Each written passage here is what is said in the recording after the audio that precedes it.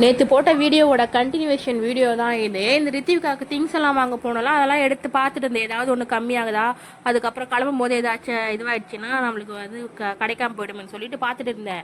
இதெல்லாம் நான் ஸ்டாக்காக வீட்டில் வச்சுட்டு தான் இருப்பேன், ஏன்னா பொம்பளை பொண்ணை பெற்றுட்டோன்னு சொல்லிட்டு. இந்த பொண்ணு அதெல்லாம் எடுத்து எடுத்து போட்டு வேஸ்ட்டு பண்ணுறான், நாசனம் பண்ணுறான்னு சொல்லிட்டு தான் அதை தூக்கி எல்லாத்தையும் குப்பையில் போட்டு, நான் என் முகத்துக்கு ஒரு பவுடர் கூட போட்டுக்கிறது கிடையாது. அந்த ஒரே ஒரு ஐடெக்ஸ் பொட்டு மட்டும் தான் வச்சிட்டு இருக்கேன். ஜவுரி முடி குஞ்சான கஞ்சான எல்லாத்தையும் ஒரு காலத்தில் வச்சிருந்தேன். நம்மளுக்கு என்ன பொம்பளை குழந்தையா பிறக்க போதுன்ற ஒரு ஆணவத்தில் எல்லாத்தையும் தூக்கி கொடுத்துக்கிட்டேன். இந்த திங்ஸ் எல்லாம் எடுத்து பார்க்கும்போது எனக்கு யார் ஞாபகம் வந்து சொல்லி, எங்கள் வீட்டிலோட முதல் பொன் குழந்தை வந்து இந்த சிவன்யா பொண்ணு தானா. அவளுக்கு ஒரு வயசு அப்போ நாங்கள் இதெல்லாம் போட்டு அழகு பார்த்தா அவன் ஞாபகம் தான் எனக்கு வந்துட்டே இருந்துச்சு. என்னதான் இருந்தாலும் அக்கா குழந்தை அண்ணா குழந்தை மேலே ஒரு தனி பாசம் இருக்க தான் செய்யுது. ஆனால் மற்றவங்களுக்கு அது இருக்குமா நம்மளுக்கு தெரியல.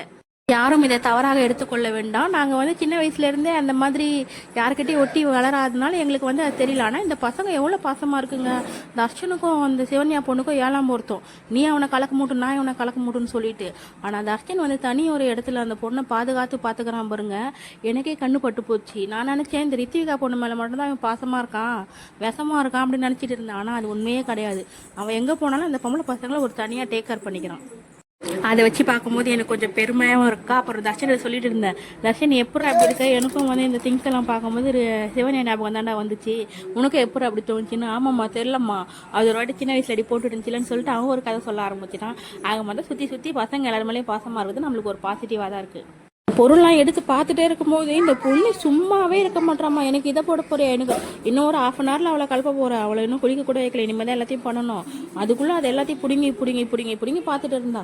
நம்மளும் சின்ன வயசில் இதெல்லாம் வாங்கி கொடுத்துருந்தா தெரிஞ்சிருக்குமோ என்னவோ. நம்மளுக்கு வந்து ஒரு டீனேஜ் வர வரைக்குமே இந்த விஷயம்லாம் என்னன்னு சொல்லி தெரியாது. நம்மளாம் விவரம் தெரிஞ்சு தான் இதெல்லாம் வந்து யூஸ் பண்ண ஆரம்பிச்சிருப்போம். சின்ன வயசில் நம்மளுக்கு இதெல்லாம் போட்டிருக்க மாட்டாங்க. இதெல்லாம் போக இந்த ஜவுரி முடி, அந்த நகை செட்டு அதெல்லாம் எடுத்து வச்சுப்பேன். இந்த ஐலைனர் மஸ்காரா லிப்ஸ்டிக்லாம் இருக்குது பார்த்தீங்களா, இதெல்லாம் குழி தோண்டி புடச்சிடுவேன், இல்லை யாருக்குன்னா கொடுத்துடுவேன். இல்லை இந்த பொண்ணு இதை வச்சு விடுன்னு நாள் ஃபுல்லாக என் உசுரை வாங்குவா. அதனால வந்த உடனே நான் ஃபஸ்ட்டு வரையா தூக்கி குப்பையில் போட்டுருந்தேன். ஆமாம் தானே? ஆமாம். எல்லாம் பர்ஃபெக்டாக வாங்கிட்டேன். இந்த ஒயிட் சாந்தும் அதுக்கப்புறம் இந்த தலையில் அடிப்பாங்களோ ஒரு ஸ்ப்ரே, அது ஸ்டெடியாக நிற்கணும், தலை வரணும், அதை வாங்கணும்னு நினச்சிட்டே இருந்தேன். ஏன்னா துண்டு முடியாது, இதில் ஜடை வைக்கிறது ரொம்ப கஷ்டம் சொல்லிட்டு அதை வாங்கலாம்னு யோசிச்சிட்டே இருந்தேன். அதை மறந்துட்டேன் நான். சரி எப்படியும் ஒரு வழியாக கலக்கி விடலான்னு சொல்லிட்டு தைரியத்தோடு இந்த பொண்ணை போயிட்டு சாப்பாடெல்லாம் கொடுத்து குளிக்க வச்சுட்டு அதுக்கப்புறம் சாப்பாடெல்லாம் கொடுத்துட்டு ரெடி பண்ண நான் உட்காரணும். இந்த பையனுக்கு ஒரு வேஷம் போட்டேன், அப்பாவது நான் குளிச்சிட்டாவது உட்காந்தேன். இந்த பொண்ணுக்கு டைமே கிடைக்கல. இனிமேல் எல்லாத்தையுமே ஒரு பிஃபோராக நம்ம ரெடி. நாளைக்கு வீடியோவில் எப்படி மேக்கப் போட்டேன்னு சொல்லி காட்டுறேன். Bye tears.